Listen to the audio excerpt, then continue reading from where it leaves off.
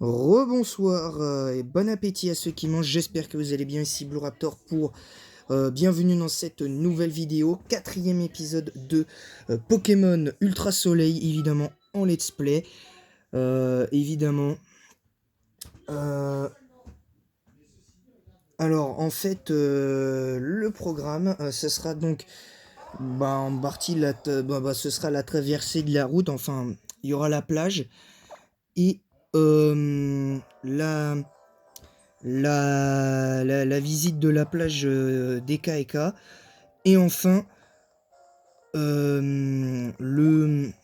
l'épreuve de type normal. Donc on devrait normalement, logiquement, avoir le temps de faire l'épreuve de type normal. Alors évidemment, la vidéo sera mise en ligne aujourd'hui, hein, évidemment, vous vous en doutez. Alors évidemment, alors petite précision, l'équipe a changé. Alors j'ai décidé finalement de manière malheureusement définitive de ne pas jouer Pyrax, pour la simple et bonne raison que Pyrax évolue beaucoup trop tard. En fait, pour moi, Pyrax évolue beaucoup trop tard et je trouve que c'est un immense défaut dans la conception, dans la conception des Pokémon, parce que regardez, Trioxydre, il évolue au niveau 64, mais l'avantage c'est qu'il a il a, il a, il a une évolution derrière. Il y a des Pokémon qui évoluent tard comme Dracolos, comme Dratak, mais qui ont une évolution derrière qui, entre guillemets, sont certes moins fortes, mais qui peuvent faire le taf. Là, t'as un Pyrax, t'as même pas une évolution à côté. Je trouve ça un peu con, donc du coup c'est pour ça qu'il y aura la présence de Magby, alias Erza, pour l'équipe. Alors vous vous en doutez, donc il y aura Magby, Crokin, Carapuce, Gricknot, Goopix, Alola et Cisaiox. Donc on part d'office à l'assaut de l'épreuve de type normal. Alors c'est parti, un dresseur. Alors il n'y a pas tellement besoin d'entraînement, parce que là, vu les niveaux qu'on a, on a largement, je pense qu'on a très logiquement l'avantage. D'autant que de toute façon, on devrait mettre une bonne fessée aux Pokémon qui vont nous arriver sur le coin de la figure. Allez, le lance-flamme qui va one-shot le bon bidou. Et voilà, c'est parti, on en a fini avec elle.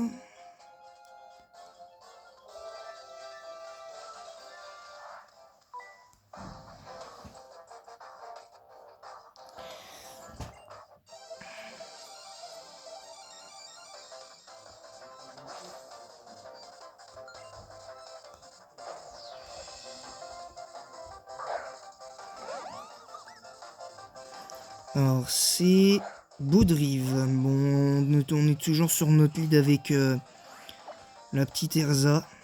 On va faire Psycho. Je peux pas user un lance-flamme pour ça. Parce que de toute façon, on one-shot le Poké.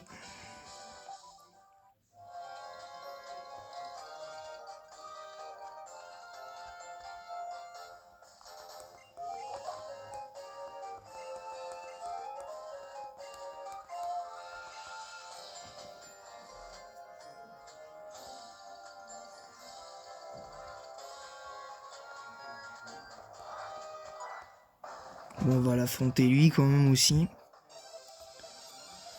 Alors, ah oui, alors je tiens à préciser que les instants que je juge moi inutiles dans le jeu, je les fais pas en caméra, hein, comme par exemple, comment ça s'appelle,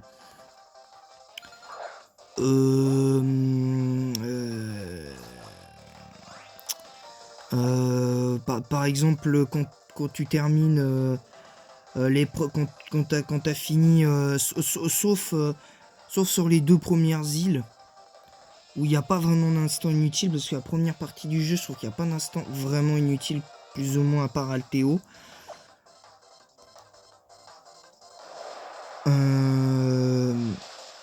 En fait,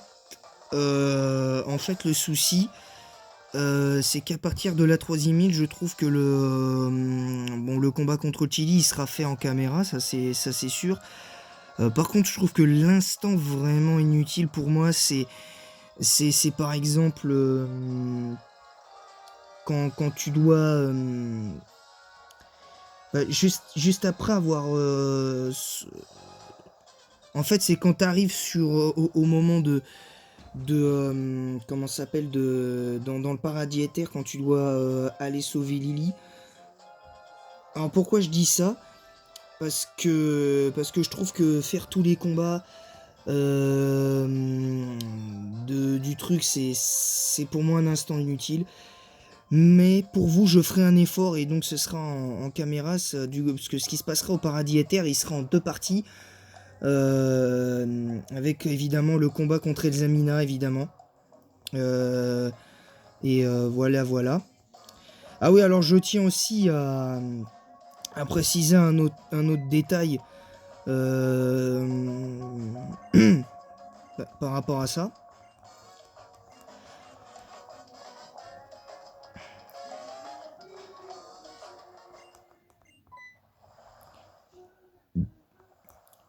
Alors, ce qui se passera, c'est que par exemple là, cet instant pour moi il est inutile, j'aurais préféré ne pas la faire en caméra, cet instant-là. Mais bon, peu j'aurais attendu pour faire la vidéo et moins j'aurais eu de temps pour vous faire l'épreuve de type normal, parce qu'on essaiera d'être extrêmement rapide pour l'épreuve de type normal. Donc déjà on va mettre une raclée aux 2 idiots de la Team Skull. Ah oui, alors dites-moi dans l'espace commentaire ce que vous pensez de la Team Skull.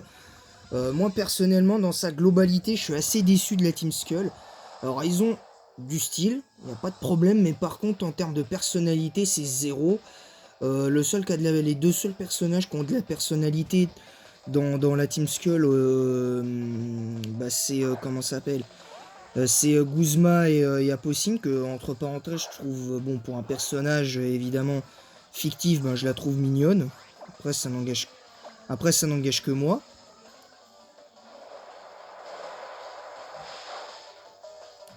Ça n'engage que moi. Alors Erza niveau 17. Moi personnellement je trouve que la Team Skull c'est une des pires teams de méchants avec la Team Flair. Parce que... Mais bon, d'un certain côté, je comprends plus la Team Skull d'un certain côté que la Team Flair. Parce que la Team Flair, ils veulent juste se servir du pouvoir de Zigguin pour dézinguer pour réécrire le monde à leur image, avec l'arme suprême, avec l'énergie d'Yveltal ou de Xerneas dans XY. Donc, moi personnellement, je suis pas fan de cette idée. La Team Rocket, eux, c'est difficile, mais bon, pour moi, ils restent quand même badass parce que ils sont nuls, mais bon, leur boss est quand même stylé, dans le sens où il a quand même un but bien précis, c'est de faire du business sur le dos des Pokémon. Et accessoirement, pourquoi pas dominer le monde et tout derrière. Mais c'est compliqué parce que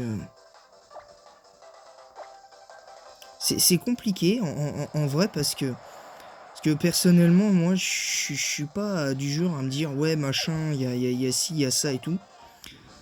Moi en fait moi ça me gêne plus qu'autre chose en fait. Je vous dis la vérité, ça me gêne plus qu'autre chose. Donc voilà. Ah oui, alors le truc qui rehausse un petit peu, je trouve quand même vraiment considérablement le cas de... Je trouve d'Elzamina, parce que je trouve que c'est pas très glorieux, parce que son but, à part vouloir protéger les Pokémon, au point de vouloir utiliser la force d'une ultra chimère dans Soleil et Lune, pour y arriver, je trouve ça un peu facile. Même moi, je fais un jeu Pokémon, si je savais faire un jeu vidéo, je fais une version Pokémon à ce niveau-là, je peux vous garantir que c'est pareil, hein, les fans, ils peuvent faire les mêmes trucs. Hein. Il peut faire les mêmes méchants avec les mêmes ambitions, hein, c'est pareil. Puis en plus, au niveau de l'idéologie, t'as l'impression que c'est N, mais en version femme, tu vois. Mais en plus stylé. Donc, voilà. Alors, c'est parti. Alors, il me semble qu'il y a un autre dresseur dans le coin, là.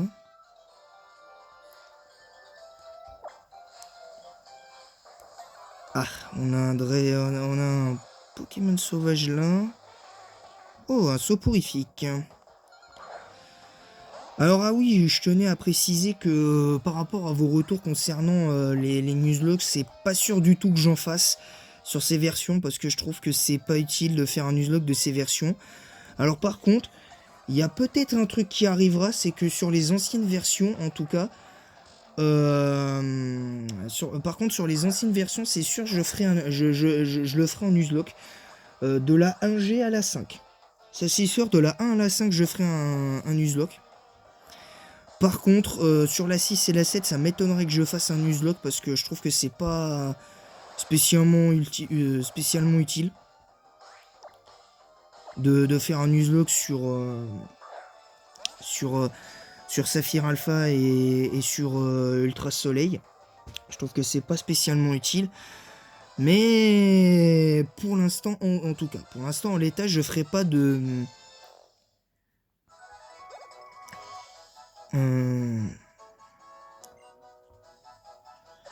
voilà. Alors, comment on va l'appeler, le soporifique? Parce que je pensais pas en attraper un, mais bon. On va essayer de remplir la boîte PC numéro 1 pour être sûr.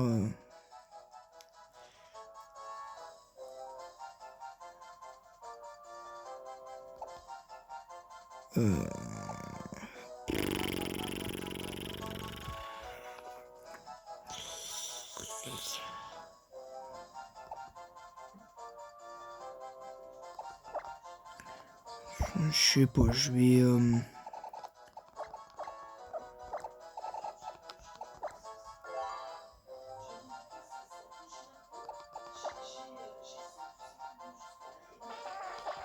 Ouais, nature complètement naze.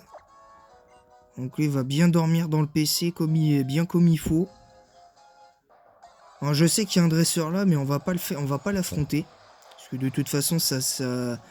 Enfin quoi que si, allez, on va l'affronter parce que sinon... Oh, bon bidou. Bon bidou, ben on va faire...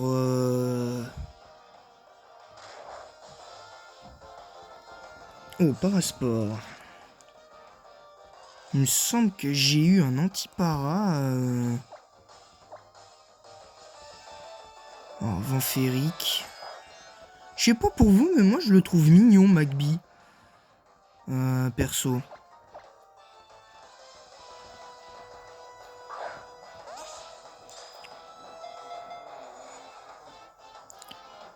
Alors, quelle nature aura ce bon bidou?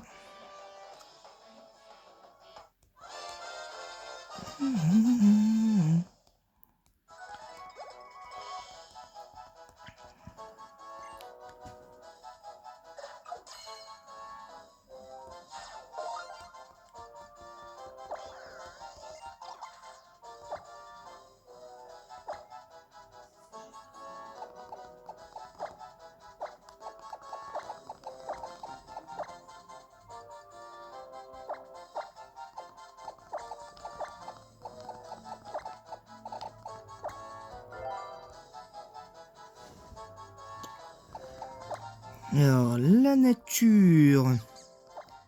Bon, nature neutre. C'est pas génial, mais bon. On fera avec.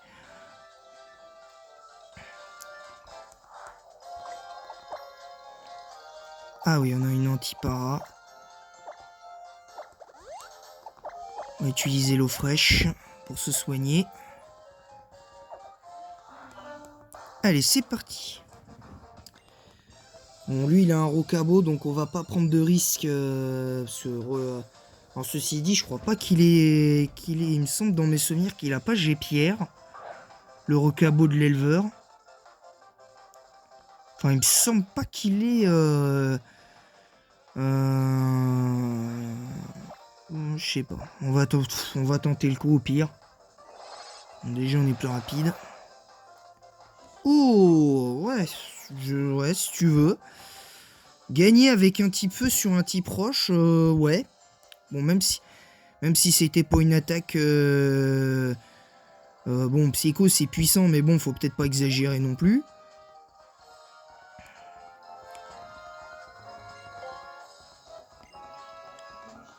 Allez. Alors par contre, je préfère prévenir, pendant l'épreuve de type normal, on risque de perdre des pokés. Hein. Je tiens à le dire, on risque de perdre des pokés. Ah oui, alors sur le prochain épisode, normalement, peut-être que demain j'en ferai un.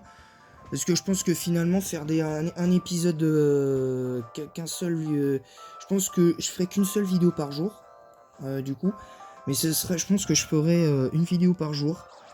Par jour, c'est-à-dire dès que j'ai fait une vidéo, après je m'arrête là.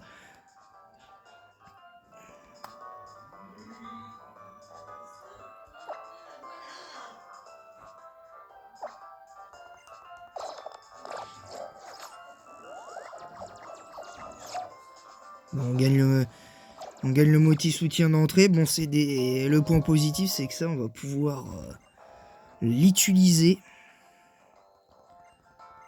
Bon.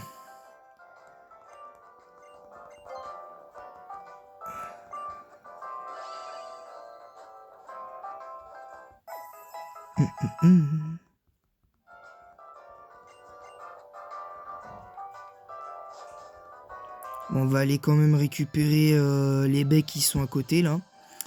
Alors, un conseil pour votre aventure, pour ceux qui découvrent les jeux Pokémon, je parle uniquement à ceux qui découvrent. Pour ceux qui jouent à Soleil et Lune et à Ultra Soleil et Ultra Lune, je vous conseille de ramasser les baies près de ce genre d'arbre, parce que ça va vous permettre d'avoir une petite soupape de sécurité, entre guillemets, quand vous arrivez à la ligue ou quand vous avez besoin de quelque chose.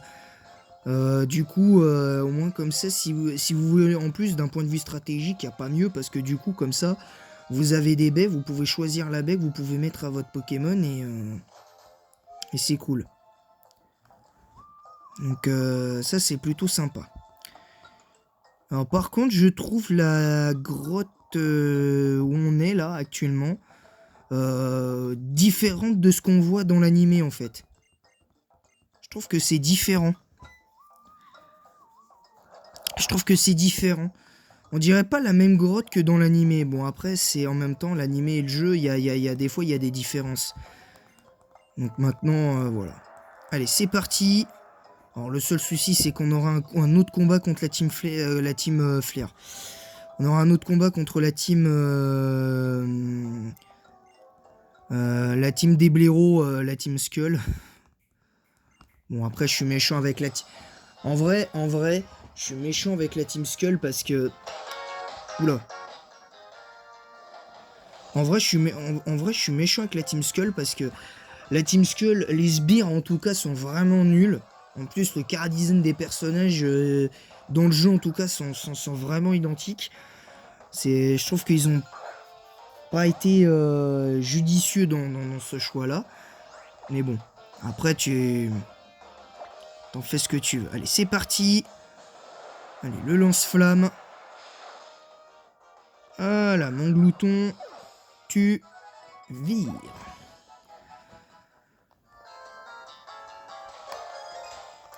Ah oui, alors un conseil, si vous donnez des surnoms à vos Pokémon, en ce qui concerne mon glouton ou Argus, désolé de vous le dire, mais ne mettez pas un certain surnom parce que vous risquez de vous faire striker.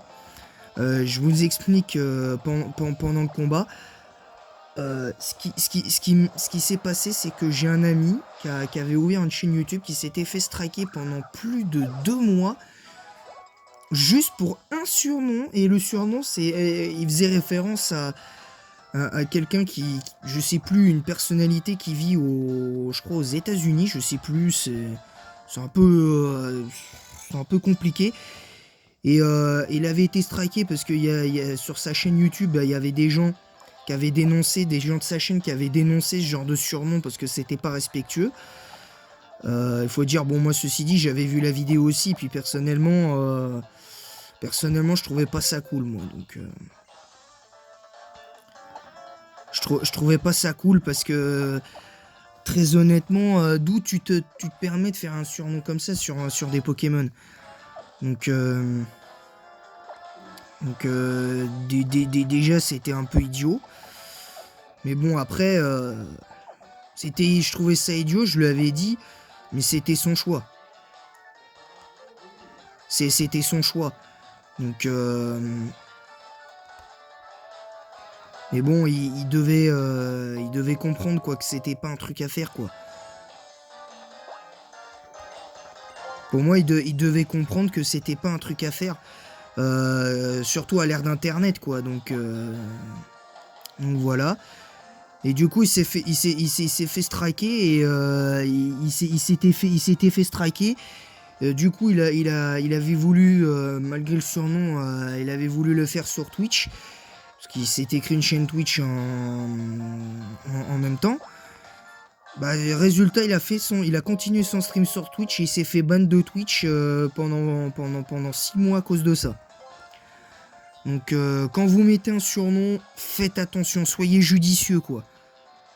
Vous pouvez mettre des noms de personnages de séries télé, comme moi je viens de faire avec mes Pokémon. Mais ce que je veux dire, c'est qu'il y a certains surnoms qui ne sont pas, à mon sens, voilà, acceptables. Voilà. Bon, après, tu peux mettre des surnoms en hommage à certains, pour certains Pokémon, tu peux mettre un surnom pour rendre hommage à un Pokémon que t'as vu dans un let's play d'un autre joueur. Je sais pas, t'as tout à fait le droit, mais faut faire attention, quoi. Clairement, faut faire attention. Alors, ça commence. Soporifique. Allez, un petit lance-flamme.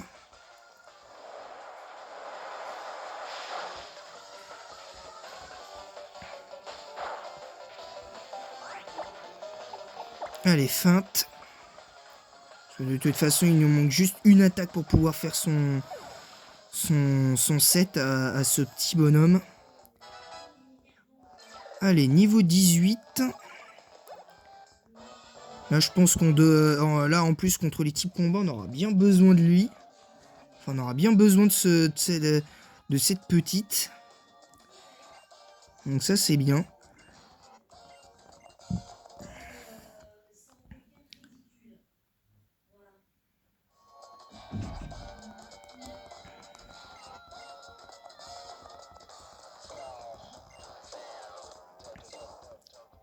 Ouais, bah, Team Skull en force. Team Skull en dépression, oui. Donc, voilà. Ah oui, alors quand même, la seule chose que je regrette quand même dans Pokémon, et que ça n'a pas été expérimenté sur les... pourtant, ça c'est très bien fait sur les autres jeux, même de la console Nintendo, et notamment... comment ça s'appelle, et notamment je sais plus sur quel jeu c'est possible, mais il y en avait un où on pouvait faire plusieurs profils. Et ben je trouve que sur Pokémon ça aurait été bien plutôt que de effacer les données où t'as tous tes Pokémon strat, des shiny, des trucs comme ça. Je trouve que tu devrais avoir trois trucs en fait où tu puisses comment dire, où tu puisses avoir le droit de faire plusieurs profils, genre au minimum, allez, 5 profils, tu vois, 5 profils de joueurs. Et comme ça, en plus, tu peux choisir 5 noms de personnages différents. Et je trouve que en vrai, ça aurait été cool de faire ça. Moi, je trouve que pour les prochains jeux Pokémon, ça pourrait être une idée de faire ça, je trouve. Perso. Après, ce serait pas mal, donc... Allez, c'est parti. On affronte notre ami Argoust, le maître des lieux. Mine de rien, de près, ferait presque peur quand même, Argoust. Hein. Mine de rien, il ferait presque peur. Comme le rat-attaque d'Alola. Oh, il est pas...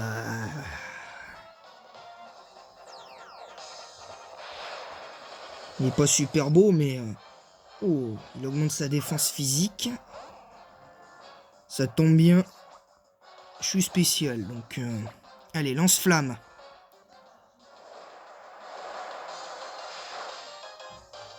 Ouh, ça je joue à rien. Alors, est-ce qu'il va...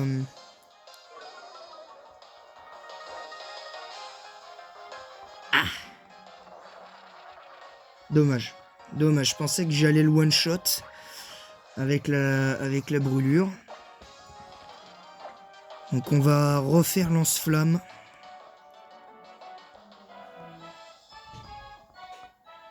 Ah, bon, au moins le Argoust il se barre, hein, il est tout shot. Voilà, le Argoust est tout shot par un Magby, c'est quand même effrayant. Allez, lance-flamme. Sur le Montglouton qui, le pauvre, ne peut clairement rien faire. Voilà, Montglouton, au revoir. Et voilà, Magby vainqueur de l'épreuve de type normal. Alors ouais, ça c'est vrai que j'avais oublié qu'il y avait lui.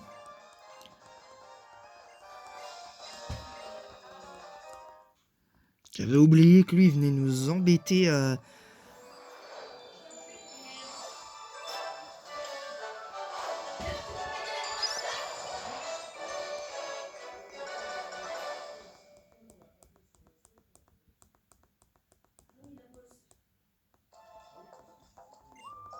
ouais, donc on a la Normazélite. Bon, ceci dit, on n'a pas besoin pour l'instant de la Normazélite, vu qu'on... même si on a des Pokémon qui peuvent utiliser des attaques de type normal, on n'en a pas besoin pour l'instant.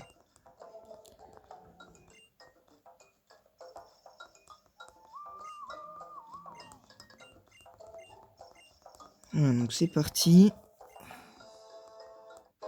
Oh, on a 10 Super Balls de plus. Et là, pour une fois, les Pokéballs qu'on va avoir, je vais les garder parce que comme ça, si je suis... au moins, comme ça, je suis sûr. Voilà, donc on a terminé. Merci à tous d'avoir suivi ce 4e épisode de Pokémon Ultra Soleil. J'espère qu'il vous aura plu. N'hésitez pas à mettre un petit pouce bleu. Ça fait toujours plaisir. N'hésitez pas à commenter, à partager. Pour ceux qui sont abonnés à ma chaîne, n'hésitez pas à partager, évidemment.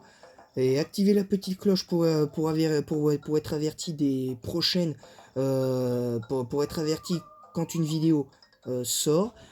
Et sur ce, je vous laisse. Et en attendant la prochaine, attrapez-les tous.